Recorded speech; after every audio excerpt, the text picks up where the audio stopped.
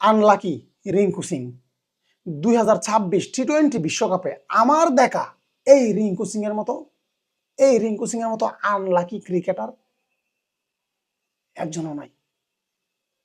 কিভাবে আনলাকি? শুধু কি ক্রিকেট ম্যাচে সে সুযোগ পায় নাই সেই জন্যই না ভাই, এই ছেলেটা অনেকভাবে আনলাকি। এই রিঙ্কু সিং খুবই নিরহ। আসেন একে একে খুলাসা করি। দেখেন, প্রথমেই এই রিঙ্কু সিং যোগ্যতা থাকা সত্ত্বেও, ফর্মে থাকা সত্ত্বেও ম্যাচ খেলার সুযোগ পায় নাই।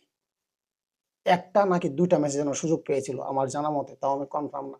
বেশিরভাগই দেখেছি সাইড বেঞ্চে বসে সময় কাটাতে। এই একভাবে রিঙ্কু আনলাকি, এটা খুবই মানা যায়। সে সুযোগ পাচ্ছে না স্কোয়াডে, তার জায়গায় আরেকজন খেলছে এবং সে পারফর্ম করতেছে, তার টিম জিতেছে এবং কি শেষ পর্যন্ত বিশ্বকাপে জিতল তাকে ছাড়া তার টিম, সে শুধু সাইড বেঞ্চে ছিল।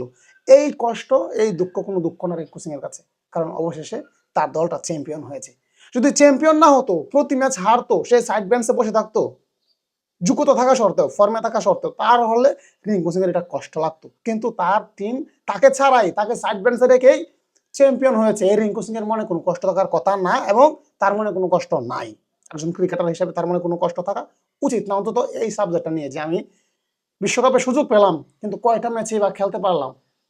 একজন ক্রিকেটার হিসেবে তার মনে, আমার মনে হয় না এই আফসোসটা থাকবে, কারণ যেহেতু তার দেশ, তার টিম চ্যাম্পিয়ন হয়েছে, সে চ্যাম্পিয়ন হয়েছে। তো গেল নাম্বার 1 সাবজেক্ট।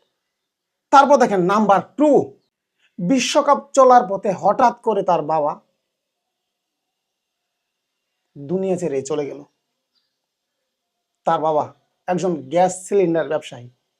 আপনারা আমরা সবাই জানি, বাংলাদেশের মানুষ, ইন্ডিয়ার মানুষ, হ্যাঁ, ভারতবর্ষে হোক এবং বাংলাদেশে হোক, ক্রিকেট প্র্যাকটিস করানো, ক্রিকেটের সঙ্গে সন্তানকে যুক্ত রাখা, ক্রিকেটার বানানোর যে পরিকল্পনাটা করা, স্বপ্ন দেখাটা, এটা আমার মনে হয় যারা গরিব তাদের জন্য এটা একটা অপরাধ। কারণ এই ক্রিকেট গরিবদের জন্য না। কারণ আপনি আপনার সন্তানকে একটা একাডেমিতে ভর্তি করবেন ক্রিকেট শেখানোর জন্য, অনেক টাকা বেতন। আপনার ছেলেকে ক্রিকেটার বানাবেন, অবশ্যই ক্রিকেটের কিছু সরঞ্জাম কিনে দিতে হবে, যেমন ব্যাট আছে, গ্লাভস আছে, হেলমেট আছে, আরো অনেক সরঞ্জাম আছে, এবং সেই ক্রিকেটীয় সরঞ্জামগুলো কিন্তু প্রচুর ব্যয়বহুল, প্রচুর দামি। তো যারা আসলে গরিব ঘরের সন্তান, হ্যাঁ, গরিব ফ্যামিলির, মধ্যবিত্ত ফ্যামিলির, তাদের পক্ষে কিন্তু তাদের সন্তানকে ক্রিকেটার বানানোর স্বপ্নটা মনেই থেকে যায়, কখনো পূর্ণ করতে পারে না। আর যারাই সেই স্বপ্নটা দেখে সাকসেসফুল হয়, খুবই কষ্ট হয়ে যায়। সেরকমই একজন দুঃখিত ব্যতীত মানুষ রিঙ্কু সিং এর বাবা। রিঙ্কু সিং এর বাবার জন্য মন থেকে, এই হৃদয় থেকে অনেক অনেক দোয়া, অনেক সৃষ্টিকর্তা যেন, আমি যদি কোনো ভালো কাজ করে থাকি মনের বলে, অবশ্যই আমি যে এতটাই খারাপ মানুষ, সবসময় খারাপ কাজ করি এরকম না, হয়তো একটা না একটা ভালো কাজও আমার দ্বারা হয়ে যায়, এবং সেই ভালো কাজের উদ্দেশ্যে অন্তত রিঙ্কু সিং এর বাবাকে যেন সৃষ্টিকর্তা পরপরে ভালো রাখে, এটাই চাই।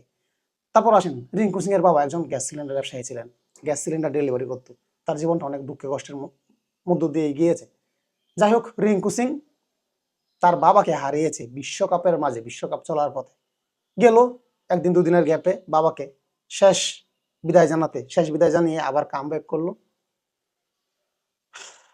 মনে হাজারো ব্যথা নিয়ে, হাজারো যন্ত্রণা নিয়ে। ইন্ডিয়া চ্যাম্পিয়ন হওয়ার পর অনেক ক্রিকেটারের ফ্যামিলি, আত্মীয় স্বজনকে দেখেছি স্টেডিয়ামে ঢুকতে, অনেকের মা, অনেকের বাবা, অনেকের বোন, অনেকের বউ, অনেকের আবার গার্লফ্রেন্ড, যেমন হার্দিক পান্ডিয়ার। কিন্তু রিঙ্কু সিং এর বাবা যদি আজকে বেঁচে থাকতো, তাহলে কিন্তু রিঙ্কু সিং এর বাবাও কিন্তু স্টেডিয়ামে আসতো ছেলেকে সাহস দেওয়ার জন্য, ছেলের জয়টা সেলিব্রেট করার জন্য। কিন্তু সেটা আর হলো কোথায়? যে ক্রিকেটারদের ফ্যামিলির লোকজন স্টেডিয়ামে আসতে পারে নাই, তারা কিন্তু বাসায় টিভিতে খেলা দেখেছে, ছেলেদের জয়টা কিন্তু তারা সেলিব্রেশন করেছে। ছেলের জয় মানেই তো মা বাবার জয়। কিন্তু রিঙ্কু সিং এর বাবা আজ বেঁচে থাকলে কতই না খুশি হতো রিঙ্কু সিং এর জয়ে, সেও আজকে জয়ী হতো।